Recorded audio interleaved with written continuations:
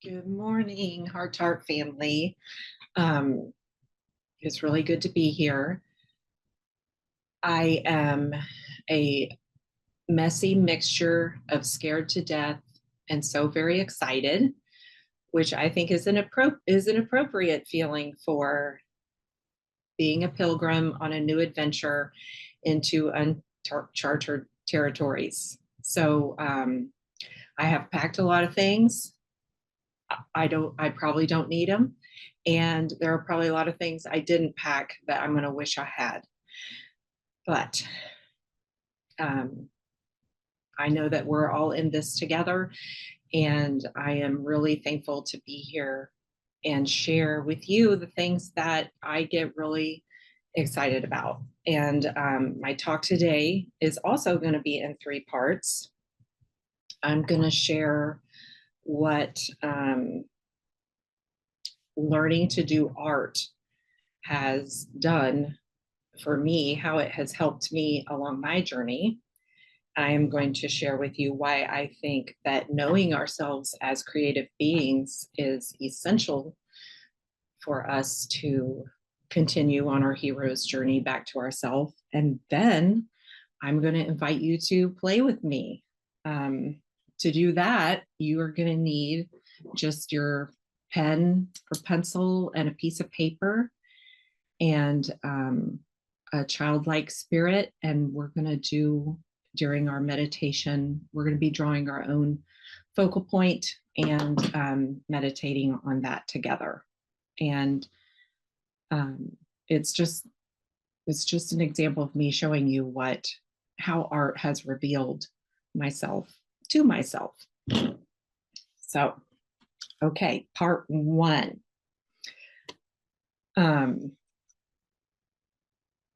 Just okay, I gotta slow down. I admit I'm nervous. You're gonna see me catching my breath because I have to calm myself down. But this is kind of how I see us. This represents our sacred or the sacred, however you want to define that. And we are just all these little reflections. And even though the truth might be one thing, we can't know because I can only know my little part of it. And what I'm hoping to do is to reflect my part back to you.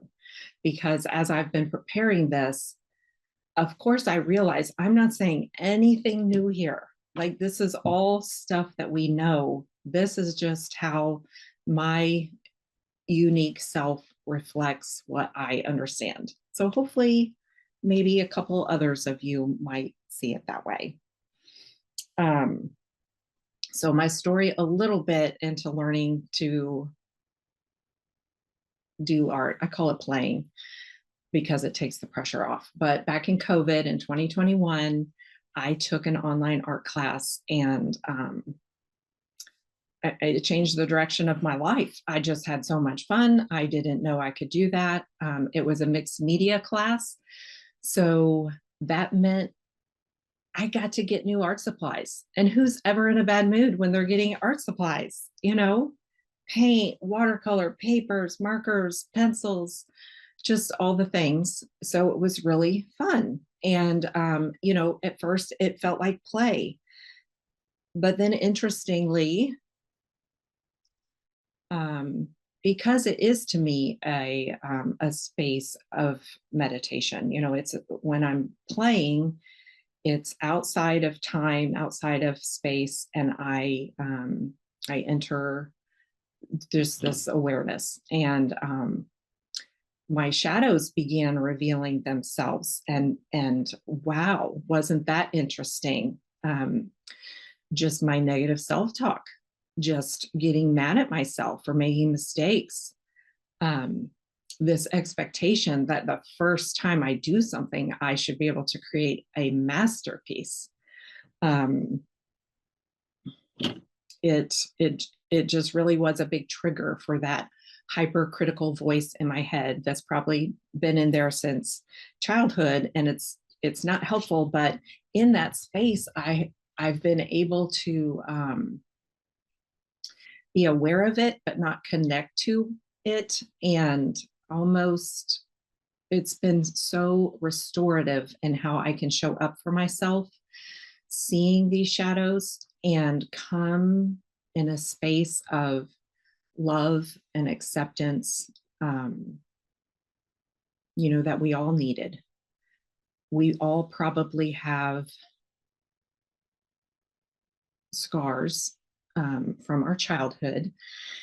I'm thinking, well, yeah, duh. But I was thinking in particular to creating pretty things. I know I do, and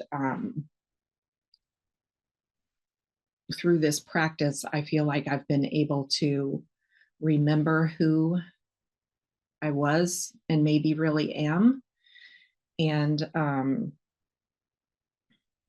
it's just felt really good.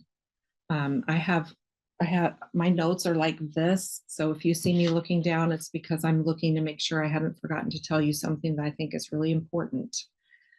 Um, what I want to add is about perfectionism.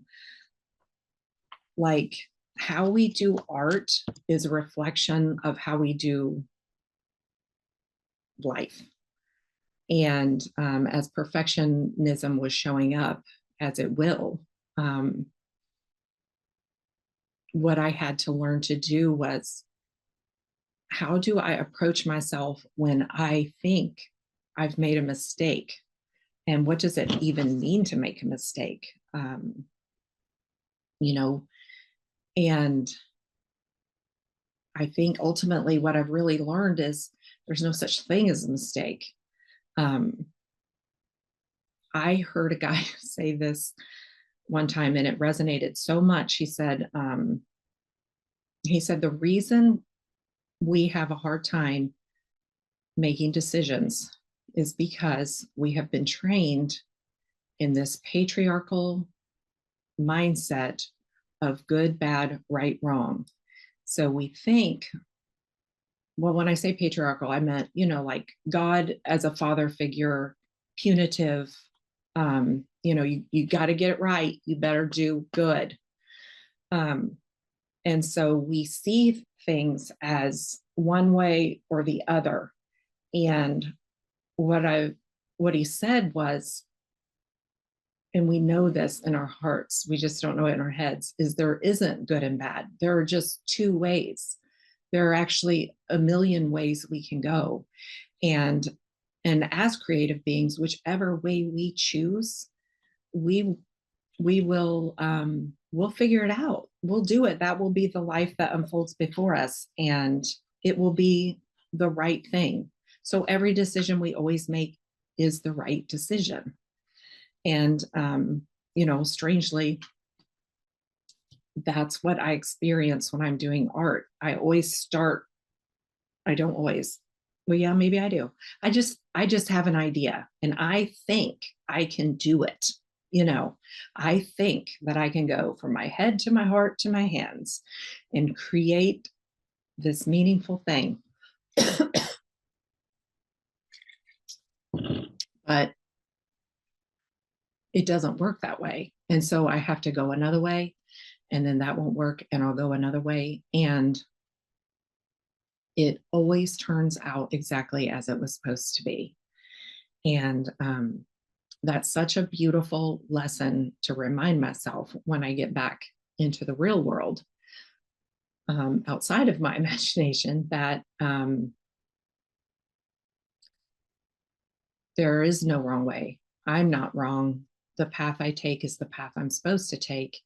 And I can create my reality no matter which way I go.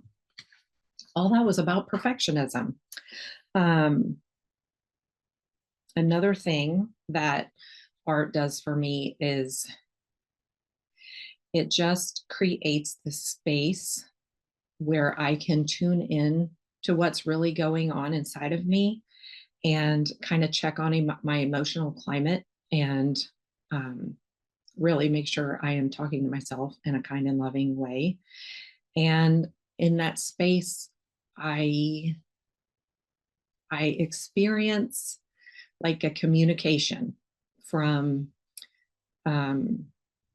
that self, that big self of me to what I need. Um, and it's always a beautiful message, and it's such a surprise. And I'm going to keep using the word restorative because I think that that's what art has done for me. Um,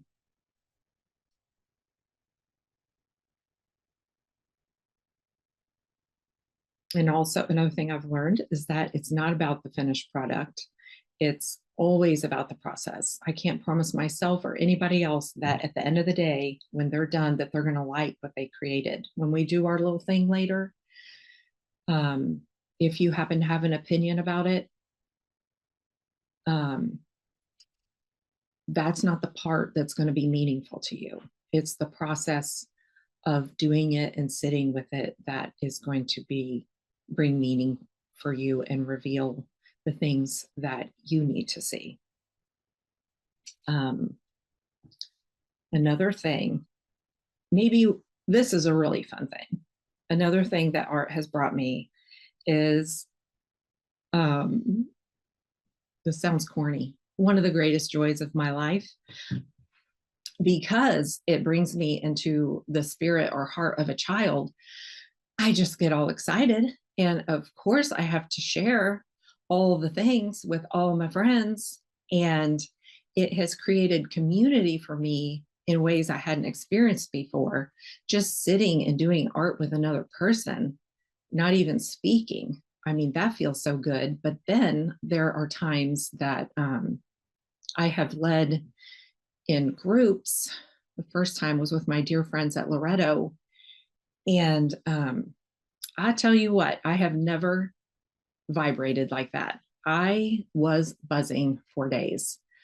I didn't know that I had the gift or skill to teach in that way. Um, I just saw myself in a role I had never seen myself in before, and it was very empowering, and it felt good, and it was safe. But the joy part is the magic that happens to witness someone else creating something and watching the relationship that they have with their creation. I mean, I have goosebumps right now. That has been the greatest joy in my life. Um, so as a example, I'm going to ask Jill to show the screensaver again. And this is something that was born of my imagination a couple months ago. And no, it doesn't look at all like I pictured in my head. But I'm showing it to you because it is a representation of my personal growth. Um, First of all, showing something you've created to someone is so vulnerable. Oh my gosh. At 10:56 this morning, I'm on here and I can't stop crying. And it's scary to expose yourself. And I know this is a safe community. I calm myself down, but it's that same feeling when you show something you create. It feels vulnerable. I feel exposed. But I learned so much doing this. And first of all, I want to tell you what it's supposed to represent. So it represents our mind in this space, which is represented by, it's supposed to be a stormy sky. It's unpredictable, it's dark, you don't know what's coming. It's just a little frightening. And then the upper part is representative of that space we go to. A lot of times, if we're in meditation, if we're in a flow state, I would call it that field out there beyond wrongdoing and right doing. Some would refer to it as the kingdom of heaven. but both are existing at the same time. And that is key to me. Um, and we know this because when we fly in an airplane and it's all cloudy and we go above the clouds, it's all sunny. It's just like, what? The sun was up here the whole time when I was down there in that storm. And I just think it's important for us to always remember that those exist at the same time. And then I made a whale plane because a plane takes you up there, but I was watching whales when I thought about this. And I was going to name my airline Create because that is the vehicle for me that can take me from this unconscious reality that I make real to the truth. Okay, thank you, Jill. So creativity for me is giving me permission to do whatever I want. I do what pleases my soul.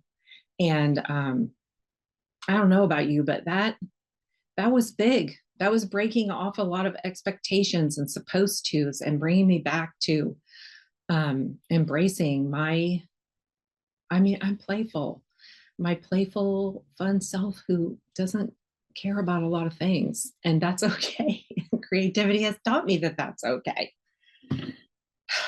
So that concludes part one. Oh, I knew this was going to be a problem.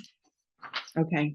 Part two is why I think us all knowing ourselves as creative beings is important in our journey. And I'm just going to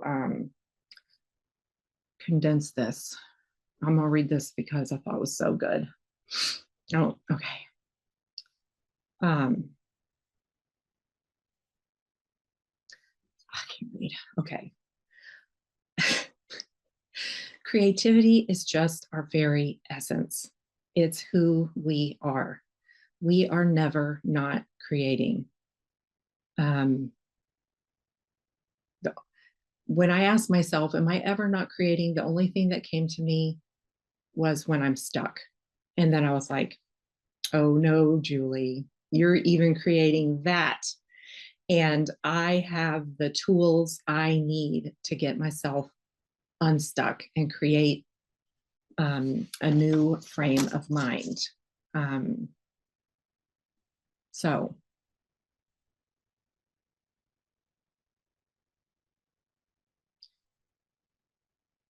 I'm just going to read this. Okay. So I'm sorry. I just want to, I guess it's just, I'm flustered because this is so important to me and I don't know how to say it. That creativity is the way that we each engage in our life that is the full expression of who we were meant to be.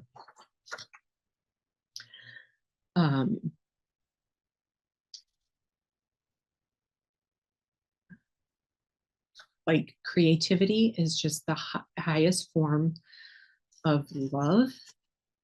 It's like the highest form of self-love when we fully embrace and hold ourselves in love and compassion. And, I'm going to say this, and do what we want. Do what we want to please ourselves, fill our love tank, make us full. Then it's our pleasure that's service to others. And when we can serve others out of the pleasure of our own essence and who we know ourselves to me, that is our divine nature. And that feels to me like the journey we are on. That is the hero's journey. That's just my little reflection of what it means to be on the hero's journey. Now I'm hearing some people say, oh, I'm not creative. And to that, I will say, welcome. Aliens are welcome here. We are an inclusive group. But if you identify as human, you are a creative being. So now that we've settled that, I'm just going to share with you a few ways really quickly, ideas that you can maybe develop and nurture your creative self. This first one is about kind of engaging our senses. When I started doing art, of course, you just start paying attention to different things. Nope, I take that back. I knew this a long time ago. One way to engage in creativity is just to notice how things make you feel.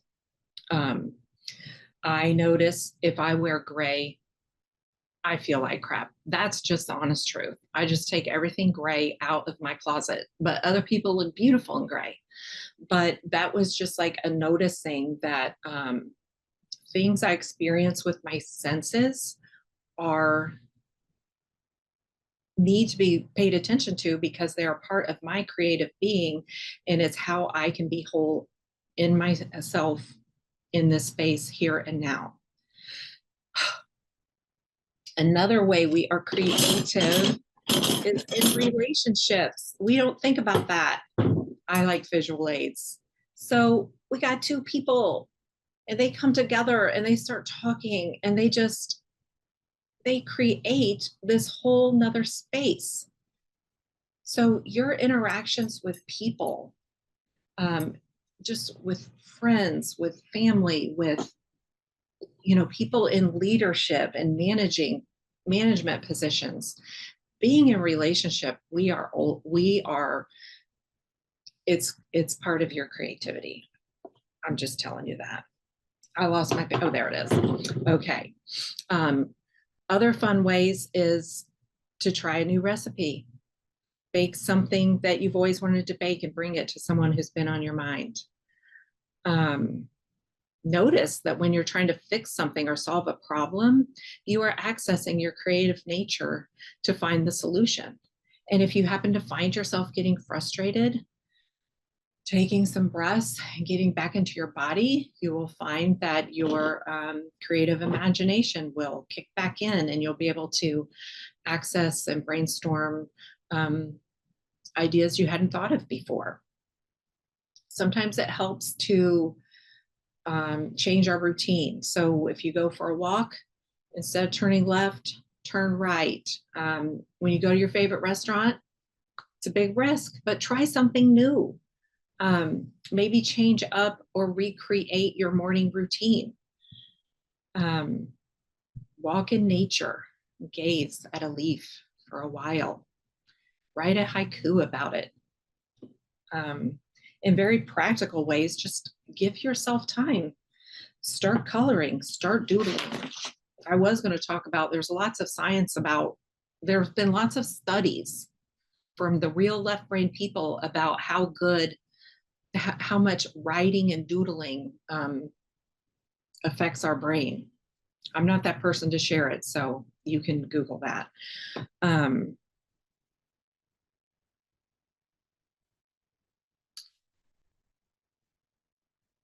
So just when you all come here, when we're all together, I have a bunch of these. I don't know how to make them work, but these represent all of us. And look at all the ways we are creating, all the different relationships just by being here, just by showing up with your presence. You're creating space and atmosphere and environment that wouldn't be the same if you weren't here. One of the biggest ways we create that I think that is so important is every time we utter the words, I am, we are creating. What kind of reality are you creating for yourself? So if we find ourselves stuck or spinning in circles, not knowing what to do, maybe you don't do this, but I do this. I'm like, oh, I don't know what to do. Instead of asking yourself, what can I do? Ask yourself, what can I make? And notice how that changes the atmosphere in your body. Okay, we are in the final act, part 3, where I invite you to play with me. So I assume everybody has a piece of paper. They have a pencil. And I want to start by, because I don't know about you, but I'm all excited. We're going to start by taking some deep belly breaths,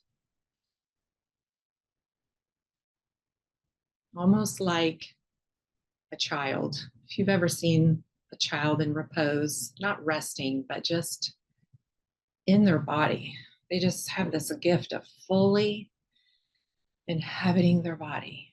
So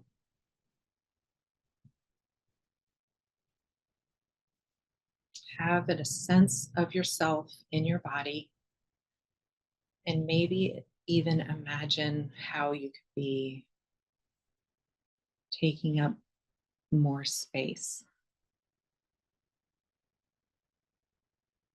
And I like to think about how the earth holds me. We have gravity pulling us down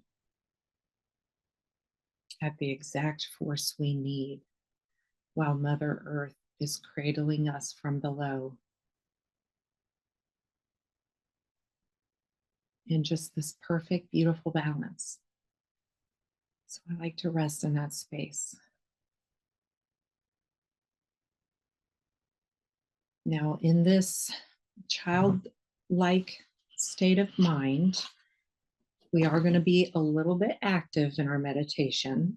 I'm going to show you another picture as an example. I work with a beautiful man who just turned 80 in February. And he came into my office one day and asked if he could visit. And I said, only if you play with me. And he said, oh, sure. And he picked up a piece of paper and a pencil and drew this, or marker. This is his. He drew this. Now, he just turned 80. I promise he has not drawn this car for decades. Maybe a half century, maybe 50 years. But he could recall what was important to him then. So that's kind of an example what I'm asking you to recall now. Like, just like writing, when we make any kind of movement on the paper, it's unique to us. So you and I could draw a house and it would look different because it's our unique fingerprint. I'm going to show you this too. Not that we have time. So this is an example of what two people did watching the same video, following the same instructions with the same paint on their palette. That just blows my mind. That's just who we are. That's just how unique of a reflection we are. I love that. Okay. So with all that in you, very loosely hold your pen like a child. If you are good at drawing, put it in your non-dominant hand, but just put your pencil down and draw something that you remember. Like I remember as a little girl, I was always drawing houses, and I always had to have a sun in the top corner. That's my signature when I was 4 years old. So maybe recall your signature. Maybe draw a self-portrait of what you look like when you were 4. Like as you were 4, like pretend like you're 4 and draw yourself. Or if you don't want to do that, just move your pen around and doodle and notice what that feels like. And if you've never done this before, that's perfect, because you have beginner's mind. So you have an advantage to the rest of us who think we can draw. So I really am going to be quiet now. Continue your deep belly breathes. Draw. It takes me 30 seconds. Just take the first few minutes, and then I'm going to come back about 5 minutes before our community time, and um, I'm going to ask you some questions and give you a chance to do some journaling. Bon voyage.